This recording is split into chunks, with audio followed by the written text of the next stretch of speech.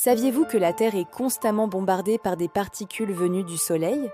C'est un phénomène invisible mais omniprésent. Parfois, ces pluies de particules solaires sont discrètes, mais d'autres fois, elles deviennent extrêmement puissantes, capables de transformer notre environnement spatial et même d'affecter nos technologies les plus modernes. Mais comment naissent-elles exactement? Et que se passe-t-il lorsqu'elles atteignent notre planète?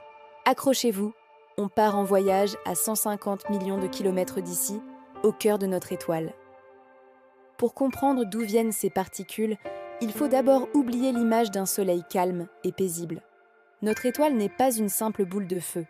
C'est une gigantesque centrale à fusion nucléaire où les températures atteignent des millions de degrés. À ce niveau de chaleur, la matière n'est ni solide, ni liquide, ni gazeuse. Elle est sous un état qu'on appelle le plasma, une sorte de soupe ultra-énergétique de particules chargées. Dans ce chaudron cosmique, les protons, les électrons et les ions sont agités dans tous les sens et une partie d'entre eux est constamment éjectée dans l'espace. Ce flux continu de particules qui s'échappent du Soleil dans toutes les directions, c'est ce qu'on appelle le vent solaire. Il souffle à des vitesses vertigineuses, souvent entre 400 et 800 km par seconde, et il baigne tout le système solaire, y compris notre planète.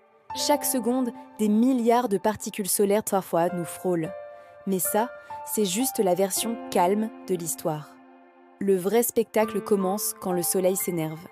Imaginez que le Soleil ait des humeurs. La plupart du temps, il est relativement stable, mais parfois, il pique une colère. Ces colères se manifestent de deux manières principales, les éruptions solaires et les éjections de masse coronale, ou CME pour les intimes. Une éruption solaire, c'est une libération soudaine et intense d'énergie lumineuse et de radiation. C'est comme un flash gigantesque à la surface du Soleil. Mais ce qui nous intéresse le plus pour notre pluie de particules, ce sont les CMU. Une éjection de masse coronale, c'est encore plus impressionnant. C'est une bulle gigantesque de plasma et de champs magnétiques, pesant des milliards de tonnes, qui est littéralement arrachée de la couronne solaire et projetée dans l'espace. C'est là que se forment les véritables pluies de particules solaires, denses et rapides. Quand une de ces CME est dirigée droit sur la Terre, elle traverse l'espace comme un boulet de canon cosmique. Selon sa vitesse, elle peut atteindre notre planète en seulement quelques dizaines d'heures. C'est une véritable tempête qui fonce sur nous. Alors, que se passe-t-il quand elle arrive? Sommes-nous sans défense? Heureusement non.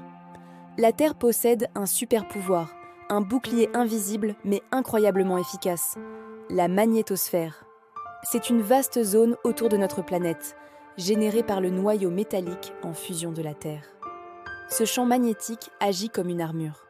Lorsque le vent solaire ou une CME arrive, la magnétosphère dévie la grande majorité de ces particules chargées, les forçant à contourner notre planète. Sans ce bouclier, le vent solaire aurait, sur des millions d'années, soufflé notre atmosphère, rendant la vie impossible. La planète Mars, qui a perdu son champ magnétique il y a des milliards d'années, en est un parfait exemple. Mais notre bouclier n'est pas infaillible. Il a des points faibles, notamment au niveau des pôles magnétiques, qui ne sont pas exactement aux mêmes endroits que les pôles géographiques. Une partie des particules solaires parvient à s'engouffrer dans l'atmosphère par ces ouvertures. Et c'est là que la magie opère. En entrant en collision avec les atomes d'oxygène et d'azote de notre haute atmosphère, ces particules solaires excitent les gaz qui libèrent cette énergie sous forme de lumière. Le résultat, les aurores boréales et australes. Plus la pluie de particules est intense, plus les aurores sont spectaculaires, étendues et colorées. Elles sont la preuve visible et magnifique de cette bataille invisible qui se joue au-dessus de nos têtes. Si nous, les humains, sommes bien protégés au sol, nos créations technologiques, elles, sont beaucoup plus vulnérables. Une pluie de particules solaires intenses peut causer de sérieux problèmes. Prenons les satellites en orbite, ils sont en première ligne. Les particules peuvent endommager leurs composants électroniques, perturber leurs capteurs et même réduire leur durée de vie en dégradant leurs panneaux solaires. Les communications radio, surtout les hautes fréquences, peuvent être brouillées, voire totalement interrompues pendant des heures. C'est un problème pour l'aviation ou la navigation maritime. Pour les astronautes à bord de la Station spatiale internationale, le danger est face à l'alarme assez réel. Lors d'une forte tempête solaire, ils doivent se réfugier dans les zones les mieux blindées de la station pour se protéger des radiations. Nos GPS, dont nous dépendons tous les jours, peuvent aussi perdre en précision, car les signaux qui traversent une atmosphère perturbée peuvent être déviés. Et dans les cas les plus extrêmes, une tempête solaire peut même avoir des effets au sol. Elle peut induire des courants électriques dans les longues lignes à haute tension, provoquant des surcharges et des pannes de courant sur des régions entières. L'événement de référence, c'est la tempête solaire de 1859, connue sous le nom d'événement de Carrington.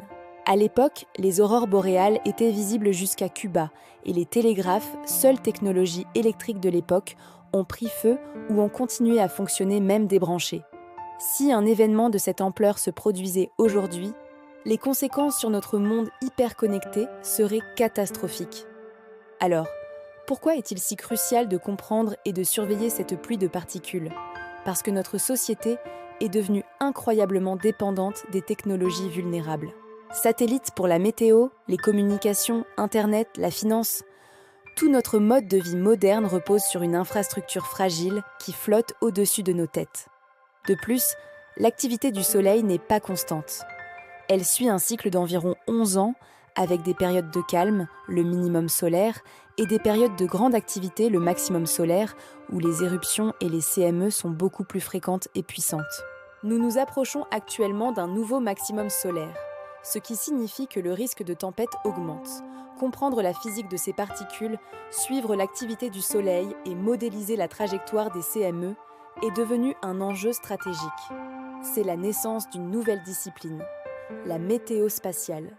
Tout comme on prévoit la pluie ou les ouragans sur Terre, les scientifiques tentent de prévoir les tempêtes solaires pour pouvoir alerter les opérateurs de satellites, les compagnies aériennes et les gestionnaires de réseaux électriques, afin qu'ils puissent prendre prendre des mesures pour protéger leur système.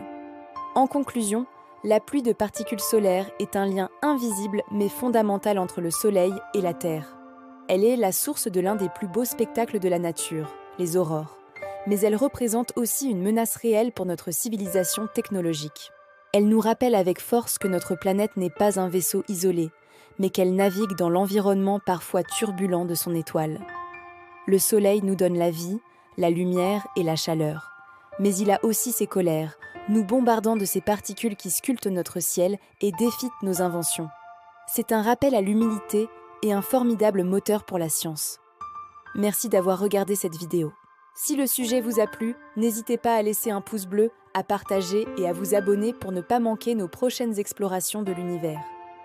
À très bientôt.